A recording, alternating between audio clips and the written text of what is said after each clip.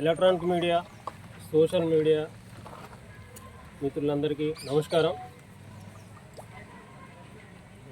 తేదీ 2 October 2024లో Dantalapalli police station లిమిట్స్లో అక్రమంగా పీడిఎస్ రైస్ తరలిస్తుండగా దంతాలపల్లి పోలీసు వాళ్ళు లారీని పట్టుకోవడం జరిగింది.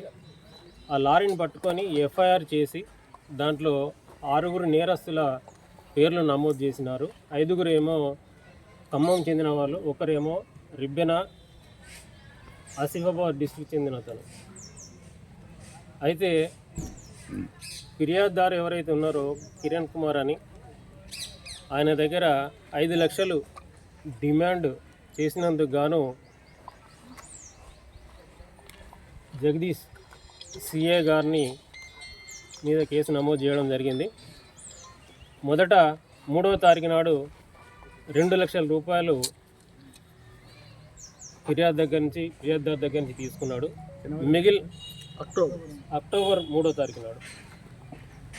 తర్వాత మిగిలిన 3 లక్షలు కావాలని చెప్పి అతన్ని పీడిస్తుంటే అతనికి ఇవ్వడం ఇష్టం లేకుంటే మా దగ్గరికి వచ్చి దరఖాస్తు చేయడం జరిగింది. అతని దరఖాస్తు మేరకు మేము మిగిలిన 2 లక్షల రూపాయలతో మేము ప్రయత్నం చేయగా, అయితే ఈ ఫిర్యాదుదారుని ప్రవర్తన మీద ఆయనకు సస్పిషన్ వచ్చి ఆయన డబ్బులు తీసుకోలేదు.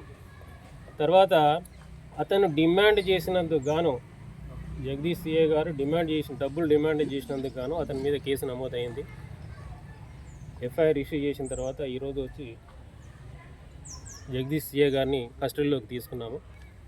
అతను మాట్లాడినటువంటి ఆడియో, వీడియో అన్ని రికార్డ్స్ కూడా ఒక government servants, gazetted and non gazetted ఆఫీసర్ల ముందట ప్లే చేసి చూపెట్టి అతన్ని వినిపించి మేము అతని కస్టడీలోకి తీసుకున్నాము. ఇతన్ని రేపు ఉదయం ఏసీబీ కోర్టు వరంగల్లో ప్రొడ్యూస్ చేస్తున్నాము. రిమాండ్కు పంపిస్తున్నాము. Thank you. నా పేరు సాంబయ్య అండి, డిఎస్పీ ఏసీబీ వరంగల్. ఈ రేడ్లో మా ఇన్స్పెక్టర్స్ ఎస్ రాజు, ఎల్ రాజు పాల్గొన్నారు. 2 lakhs రికవరీ చేసింది.